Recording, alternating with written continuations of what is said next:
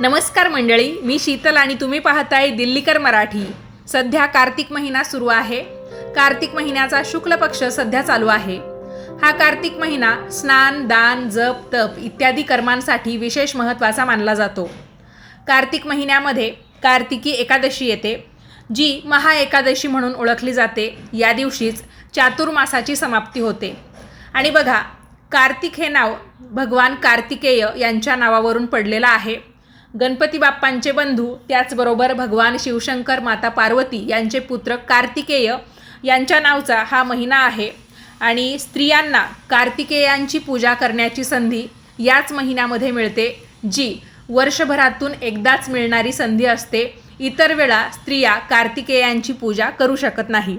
तर असा हा विशेष महत्त्वाचा कार्तिक महिना। महाएकादशीचं महत्त्व तर आहेच, त्याचबरोबर तुळशी विवाहसुद्धा याच दरम्यान केला जातो। वैकुंठ चतुर्दशीसुद्धा कार्तिक महिन्यामध्येच असते।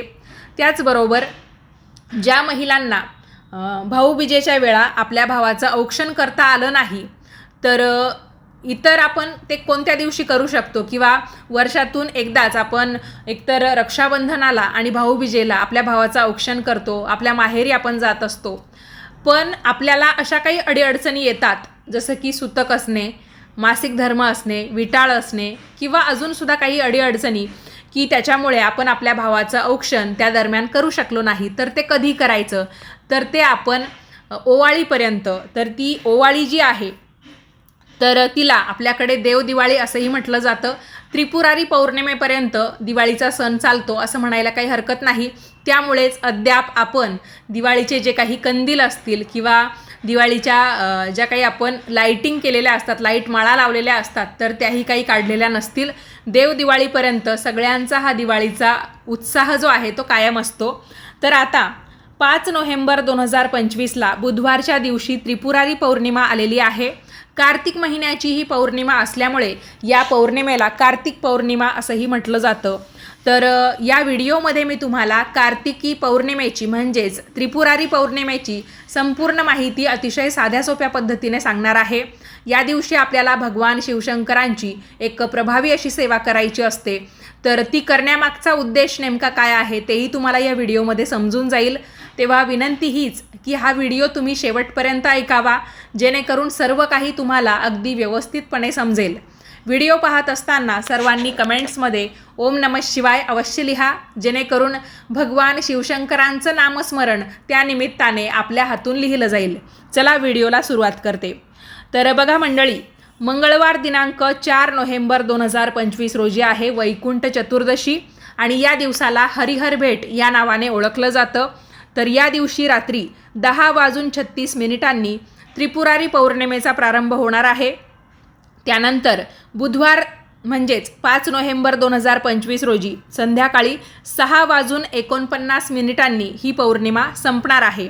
उदय तिथीनुसार आपल्याला त्रिपुरारी पौर्णिमा जी आहे ती 5 नोव्हेंबर 2025ला बुधवारच्या दिवशीच साजरी करायची आहे।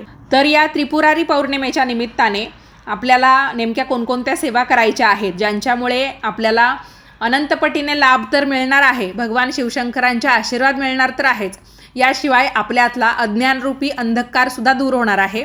त्याचबरोबर त्रिपुरारी पौर्णिमा एक धार्मिक जोड देऊन आपण कशा पद्धतीने साजरी करू शकतो हे मी तुम्हाला सुरुवातीला सांगते। त्यानंतर आपण त्रिपुरारी पौर्णिमेची कथा ऐकूया, ज्या कथेच्या माध्यमातून तुम्हाला त्रिपुरारी पौर्णिमा का साजरी केली जाते हे सुद्धा समजेल।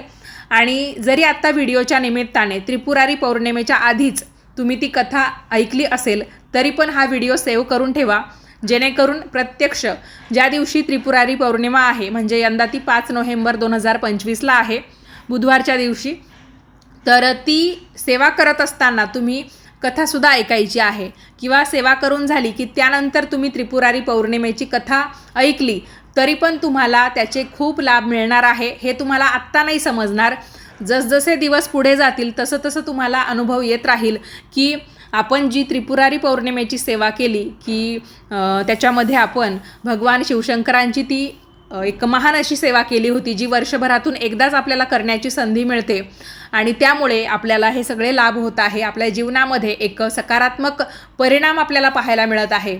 तर हे सगळं तुम्हाला समजेल। आपण आता दिवसाची सुरुवात कशी करायची ते पाहूया। सकाळी लवकर उठायचं, आपली जी रेग्युलर कामं असतात, आपल्या दिवसाचं जे रुटीन असतं, दैनंदिनी असते, ती सगळी आपण करत राहायची. एक सूर्योदयाची वेळ तुम्हा सर्वांना माहिती असेल. जरी आता वर्षभरच पावसाळा आहे म्हणायला हरकत नाही, सूर्यदर्शन जरी होत नसलं तरी पण सूर्योदयाची वेळ आपल्याला माहिती असते. तर त्या वेळेला आपण पूर्वेकडे तोंड करून तांब्याच्या भांड्यात पाणी घेऊन त्याच्यामध्ये हळदी कुंकू फूल अक्षता टाकून सूर्यदेवांचं नाव घेत म्हणजे ओम सूर्याय नमः असं म्हणत म्हणत सूर्यदेवांना अर्घ्य द्यायचं. त्याच्यानंतर काय करायचं, तुळशीची पूजा करायची. तुम्हाला तुळशीची पानंसुद्धा या पूजेसाठी लागणार आहेत. तर तुम्ही काय करायचं, पूजेच्या तुळशी व्यतिरिक्त इतर तुळशीसुद्धा पावसामुळे आपल्याकडे उगवलेल्या असतात. तर त्या सगळ्याच तुळशींची काही आपण पूजा करत नाही, आपली पूजेची एकमेव एक तुळस असते. तर बाकीच्या तुळशींची पानं तुम्ही तोडून घ्या आणि ती तुम्ही मग त्या त्रिपुरारी पौर्णिमेच्या सेवेसाठी वापरा. हे जर तुम्हाला शक्य होणार नसेल तर तुम्ही विकतची तुळशीची पानं आणू शकता. पण या दिवशी तुळशी मातेला पाणी घाला, तिला हळदी कुंकू फुलं अक्षता वाहा आणि तुम्ही तिला मनोभावे नमस्कार करायचा आहे. यामुळे अखंड सौभाग्याची प्राप्ती तुम्हाला होत असते. तुळशी विवाहाचा हा शेवटचा दिवस असतो, लक्षात घ्या. त्यानंतर आपल्या देवघरातील देवी देवतांची पूजा करून घ्यायची. सर्वप्रथम आपला देव्हारा चांगला स्वच्छ करून घ्यायचा. बऱ्याच वेळा तेलकट वगैरे डाग पडतात किंवा धूळ साचते. आता या दिवसांमध्ये धुळीचं प्रमाण जरा जास्त वाढतं, तर मग देव्हारा आपण नीटनेटका करून घ्यायचा आहे. आपल्या देव्हाऱ्यामध्ये मूर्ती असू शकतात, फोटो असू शकतात, टाक असू शकतात. तर फोटो तुम्ही ओल्या कापडाने व्यवस्थित पुसून घेऊ शकतात. त्यानंतर कोरड्या कापडाने पुन्हा एकदा पुसून घ्यायचे, जेणेकरून त्यांच्या ज्या फ्रेम्स असतात त्या गंज धरत नाही आणि लाकडी फ्रेम असतील तर ओलाव्यामुळे त्या खराबसुद्धा होत नाही. तर व्यवस्थितपणे त्या फोटो तुम्ही स्वच्छ करून घ्या. त्याच्यानंतर टाक असतील तर टाकही उजळवून घ्या, मूर्तीसुद्धा उजळवून घ्या. दह्याचा वापर तुम्ही त्यासाठी करू शकता. आणि जास्तच काही खराब वाटत असतील म्हणजे भरपूर दिवस झाले तुम्ही ते उजळवलेच नाही, तर थोडीफार पितांबरी किंवा आपली जी भैया पावडर असते ती वापरली तरीही चालेल. मग ती तुम्ही अलगद हाताने चोळली तर व्यवस्थितपणे निघून जाईल. तर बरेच जण या गोष्टीला विरोध करतात की नाही वापरायला पाहिजे या पावडर वगैरे. पण कधी कधी जसं आपण आपली स्वतःची आंघोळ किती चांगल्या पद्धतीने करतो तसे देवसुद्धा व्यवस्थित दिसले पाहिजे, त्यांच्या मूर्ती ज्या आहेत त्या खुलून दिसल्या पाहिजे. तर कधीतरी आपण या पावडरचा वगैरे वापर केला तरीही चालणार आहे. हे सगळं व्यवस्थित तुम्ही करून घ्या, देवांची पूजा करून घ्या. आणि ज्यांनी कोणी वैकुंठ चतुर्दशीला श्रीकृष्णांची किंवा भगवान विष्णूंची सेवा केली नाही तर त्यांनी ती त्रिपुरारी पौर्णिमेला केली तरीही चालेल. मी तुम्हाला मागच्याही व्हिडिओत सांगितलेलं आहे की वैकुंठ चतुर्दशीला भगवान विष्णूंना किंवा त्यांच्या कोणत्याही एका रूपाची जरी आपण सेवा केली, भलेही ते पंढरीचे पांडुरंग असतील किंवा मग रामाची सेवा तुम्ही केली, भगवान विष्णूंचंच ते रूप आहे, अवतार आहेत, तर तरीही चालणार आहे. त्याचबरोबर बाळकृष्णाची सेवा केली तरीही चालणार आहे.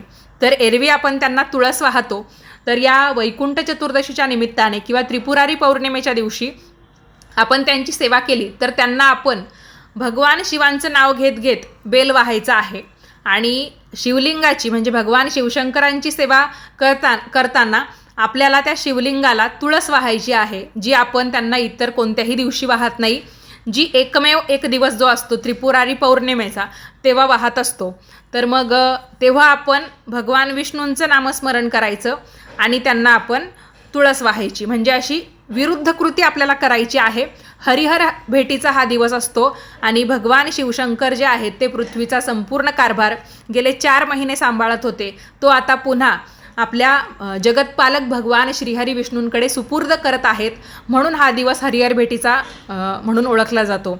तर शिवलिंगाची सेवा तुम्ही करायची आहे आपल्या देवघरातील बाळकृष्णाच्या मूर्तीला.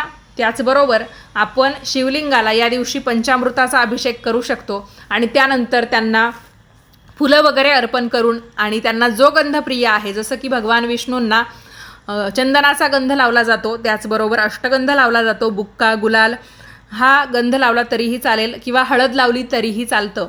त्याचप्रमाणे शिवलिंगाला आपण भस्म, चंदन, गुलाल, अष्टगंध हे गंध लावून मग त्यांची पूजा आपल्याला जी पानं मी तुम्हाला सांगितली ती वाहून करायची असते.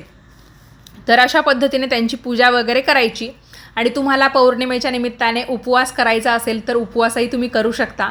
पौर्णिमेचा उपवास हा दिवसभर करून संध्याकाळी सोडला तरीही चालेल किंवा दुसऱ्या दिवशी सोडला तरीही चालेल. तुमच्या इच्छेनुसार, तुमच्या सोयीनुसार तुम्ही तो उपवास करू शकता. पौर्णिमेच्या निमित्ताने तुम्हाला सत्यनारायण करायचं असेल तर सत्यनारायणसुद्धा करू शकता प्रदोष काळामध्ये.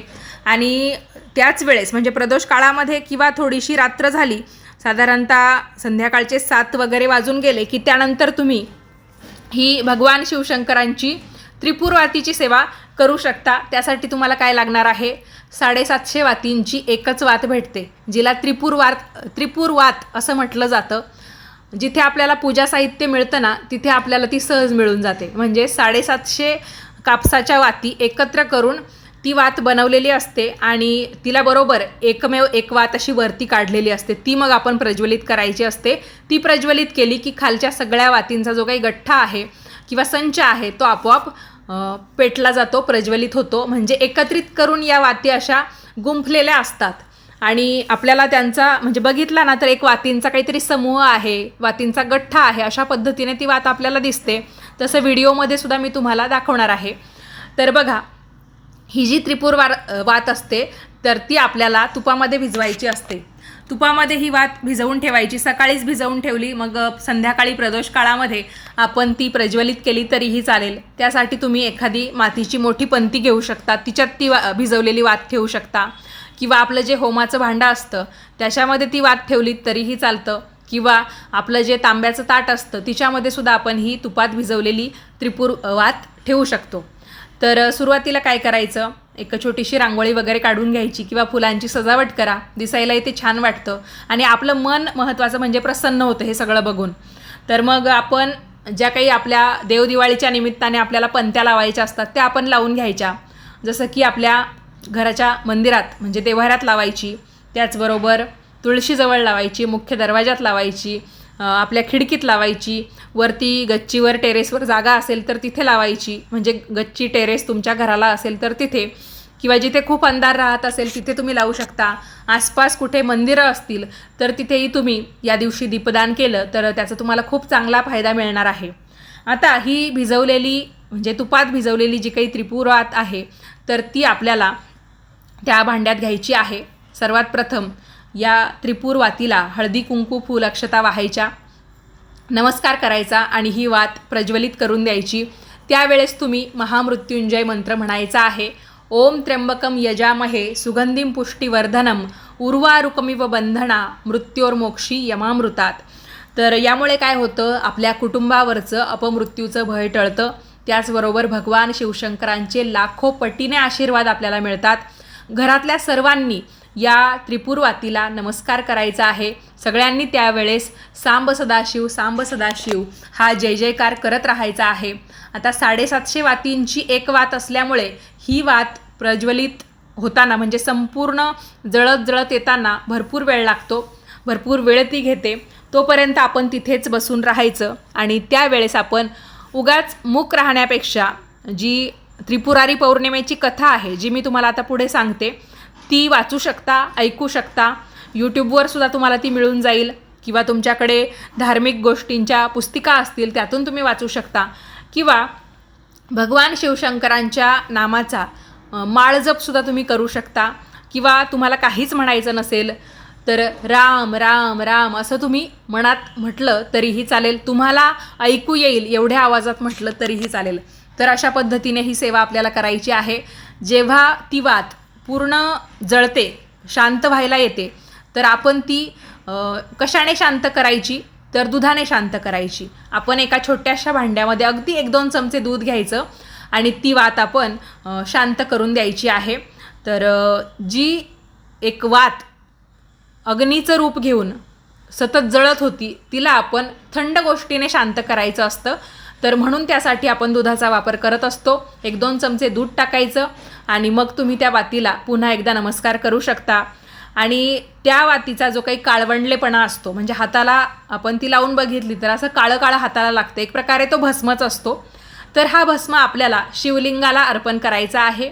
आणि शिवलिंग तुमच्याकडे नसेल तर या दिवशी तुम्ही पूजेपुरतं मातीचं अथवा वाळूचं शिवलिंग बनवलं तरीही चालेल. तुमच्यापैकी बरेच जण विचारत होते की शिवलिंग नाही आहे, मग त्रिपुरवातीची सेवा करता येईल का? तर तुम्ही अशा पद्धतीने म्हणजे तात्पुरतं शिवलिंग बनवून मग करू शकता, किंवा मग ही सेवा तुम्हाला एखाद्या मंदिरात जाऊन सुद्धा करता येईल. पण मला असं वाटतं मंदिरात आपण जातो, तिथे आपण सेवा करतो, काही हरकत नाही, पण कधी कधी गर्दीमुळे आपल्याला व्यवस्थितपणे ती करता येईल की नाही सांगता येत नाही. आणि दुसरी गोष्ट म्हणजे जरीही गर्दी असो नसो, तुम्ही दिवे लावायला किंवा देवाचं दर्शन घ्यायला म्हणून तिथे जा, पण त्रिपुरवातीची सेवा तुम्ही जर तुमच्या घरात केली तर खूप चांगले सकारात्मक अनुभव तुम्हाला येतील. आपल्या घरामध्ये जेव्हा काही मंगल घडतं तर कसं आपल्याला प्रसन्न वाटतं त्या पद्धतीने अनुभव तुम्हाला येतील. त्याच्यामुळे तुम्ही ही सेवा घरीच करावी असा आग्रह मी तुम्हाला करेल. याच्यानंतर मी तुम्हाला एक गोष्ट सांगते, ती आहे त्रिपुरारी पौर्णिमेची, आणि ती तुम्ही त्या दिवशी नक्की ऐका. तर ऐकावी शिवभक्तांनो त्रिपुरारी पौर्णिमेची कथा.